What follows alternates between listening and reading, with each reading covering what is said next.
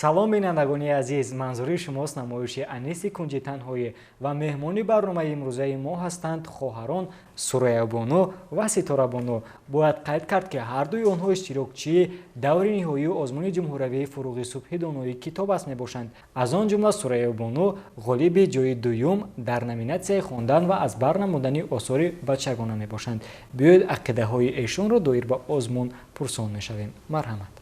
Мусаллаҳ мешавем бо илм, замина баҳри фардоем, кунем баҳри ватан хизмат, ки фарзанди асил моем. Ман Саидзода Сурайё ҳастам, хонандаи синфи сее муассисаи таҳсилоти миёнаи умумии рақами 66 ноҳияи Синои шаҳри Душанбе.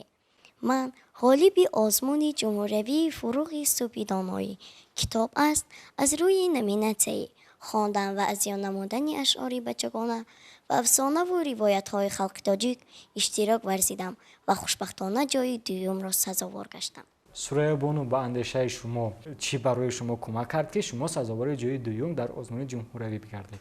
Ман низ аз кӯдакиам, аз синни кӯдакиам китоб мехондам. Ҳамин китоб буд, ки ба ман ёрӣ расонд ва ман дар ин озмун ғолиб шудам. Агар китоб намебуд, ҳамин озмун ҳам ташкил намешуд. Китоб аст бо нури донишу маърифат роҳи мардумонро равшан сохта, боиси ҳастиву пойдории миллат, забон, адабиёт ва фарҳанг гардидааст. Сураябону, ҳар як нафаре, ки дар озмуни ҷумҳуравӣ ширкат меварзад, бояд шеърҳо ва китобҳои зиёдро хонда бошад, аз худ карда бошад. Шумо дар рӯйхати китобҳои хондаатон ва шеърҳои аз ёд кардаатон чӣ қадар осорро ҷой кардед? Ман зиёда аз 300 китоб, 700 афсона, 10,000 мисраи шеърӣ ва инчунин чистон, латифа, тезгӯяку занбурмасалҳоро аз худ кардам ва баҳр якамон пешниҳод намудам. Акнун биёед айни замон барои бинандагони мо низ як порчаи шеъриеро қироат бикунед. шеър аз Наримон Бақозода. хоҳӣ саломат шавӣ, хушқаду қомат шавӣ, рост шавӣ чун чанор, бо қуввату бурд бур, то ки ягон дарди сар бар ту насозад асар. рӯи ту гулгун шавад, донишат афзун шавад, уҳдабарорӣ кунӣ, роҳкушоӣ кунӣ, гуфта диҳам чанд сир, нағз ба гӯшат бигир. Саломат бошед. Шумо ҳамзамон гуфтед, ки зарбулмасалҳоро низ аз ёд кардед. Пас биёед якчанд зарбулмасалро барои бинандагони азизи хеш манзур мекунем. гапи мард якто, аз мардӣ то номардӣ як қадам, зоғро бо гулоб шояд ҳам сафед намешавад. барои зоғ зоғчааш сафед, барои хобпӯш бачааш нармак аст. Мегуфтед, ки барои хондани китобҳо ва аз ёд кардани шеърҳо дар як рӯз чанд муддати худро ҷудо кардед? хондани китобҳо ман бисёр муддати худро 3-4 соатро сарф кардам. аҳсан ба шумо. Мо ба шумо офарин мегӯем ва мегуфтед, ки шумо дар муҳите калон шудаед, ки дар он ҷо волидони шумо, бародарон ва хоҳарони шумо низ ба китобхонӣ машғул мешаванд. Мегуфтед, ки то кадом андоза муҳим аст, ки дар хона калонсолон ба хондани китоб машғул шаванд? бояд на танҳо наврасон, балки ҷавонон низ китоб хонанд ва дар ин озмун ман дар ин озмун аз он хурсанд ҳастам, ки дар ин озмун на танҳо наврасон, балки аз синни 5 сола то пирони 70 сола иштирок варзиданд.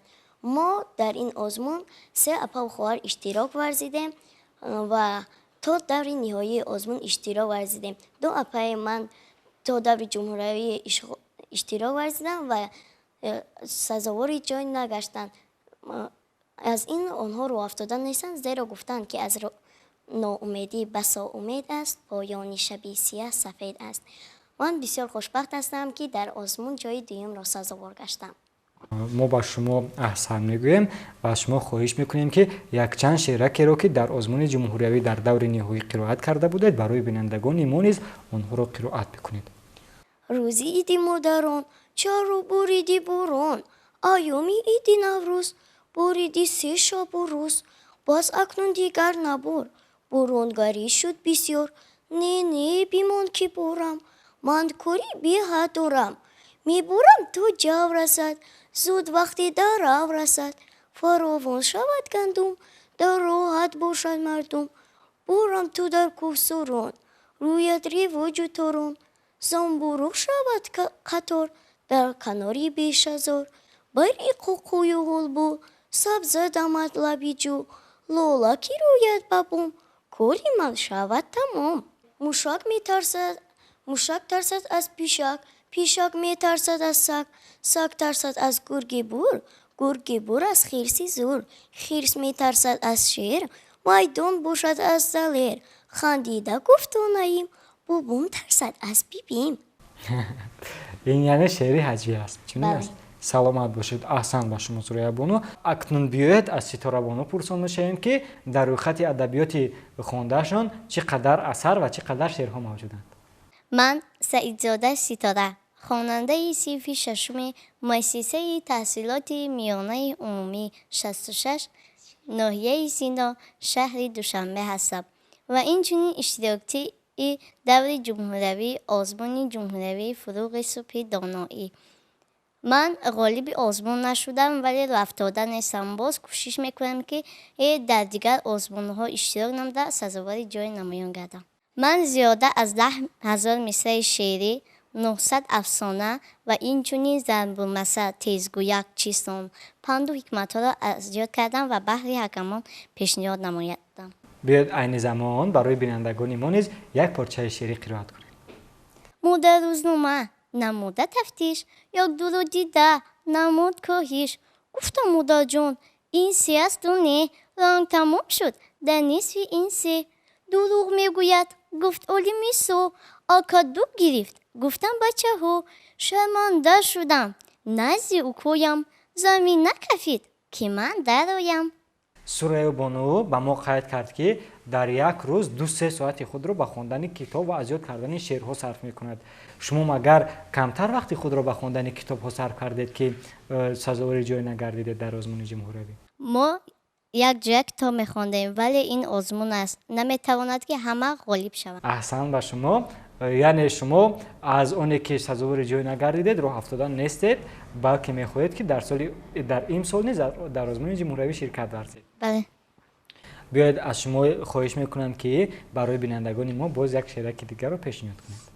شعر از بابا حجی. با 4 و 5 اویم هرگاه زی مکتبی خود، گل میکند تبسم در روی مادرم زود. هرگاه زی دکان اورم پنیر یا نان، بولیده و چه جویم گوید بله پسر جان. دینم با استی بابا آوردم از کنال آب، عمر دراز بادا گفتا چه آبی وزاب. همسایه زن گفتا با مادرم پریروز، قدرت شد از قابل فرزندتان فراموز. دیدم که می نگنجد در کوته از شادی، کوشم که باشد او را این شادی عمر بادی. تشکر زیاد. خواهر شما سوره بانو در برنامه ما یک چند ضرب المثل خواندند. بیاید شما برای بینندگان ما چیستان پیشنهاد کنید. چیست آن که تنها یک عضو بیقرار است، ما خوب بمیا که بیدار در یک مرام کار است. جواب این چیستان دل می باشد، داشتن او دشوار است برای گربه کار است. جواب این چیستان موش می باشد، 2 حرفی او در چشمی بابا. جواب این عینک می باشد. یک چیستان دیگر رو پیشنهاد میکنیم ولی جوابش رو به بینندگان نمیگوییم. دندون می ترسد از او، بودون می لرزد از او، هر جا دهانش وا کند یک محشری برپا کند. بیا برای جواب این چیستان را یافتن برای بینندگان کمک میرسانیم. این یک اسباب ساختمانی می باشد. پس بینندگان ما میتوانند که خوب فکر کنند و به چیستان شما جواب گردانند و ما باشیم از شما خواهش میکنیم که باز یک شعرک دیگر رو برای بینندگان ما قرائت کنید. شعر از خلیفه بابا جمعه زاده. پدر همرنگ خورشید جهان است، سیاه بخشنده ای دور زمان است. با اعجازی به خود خاصش همیشه، ستونی محکمی هر خاندان است. زیستیش همه ممنون و آرام، پدر چون گلشنی امن و امان است. رسد تا بر هدف تیری تمناش، قدی بالای او اکنون کمان است. کجا داند عذاب و رنج و پیری، کسی در عالمی عمری جوان است. بدانید ای عزیزانم در این در، پدرها را مقامی جاویدان است. احسن به شما، آفرین به شما. اکنون شما یک شعر خوندید که در اون شعر درباره 4 و 5 یعنی بهاها بودن. خود شما در مکتب با کدام بها تحصیل میکنید؟ من در مکتب با بهای اعلا تحصیل میکنم. میگفتید که مهم است برای خوانندگان با بهای 5 مکتب را ختم کردن، ولی بعضی نفران فکر میکنن که بها مهم نیست در زندگی. نه، این بها مهم است برای آن که وقتی که اونها بهای زیاد میگن یعنی بهای اعلا میگن میتوانند که در دانشگاه ها داخل شوند و دانش خود را صیقل دهند. احسن به شما. از اینجا برمیاد که شما زیاد کتاب خونده اید و عقیده‌رانی شما درست است. بیاید برای سوره بانو یک امتیاز میدیم که این نفر نیز برای بینندگان ما شعر پیشنهاد کنند. شعر از استاد خیراندیش. هر کی به یادی پدر یک لحظه باشد غافل است.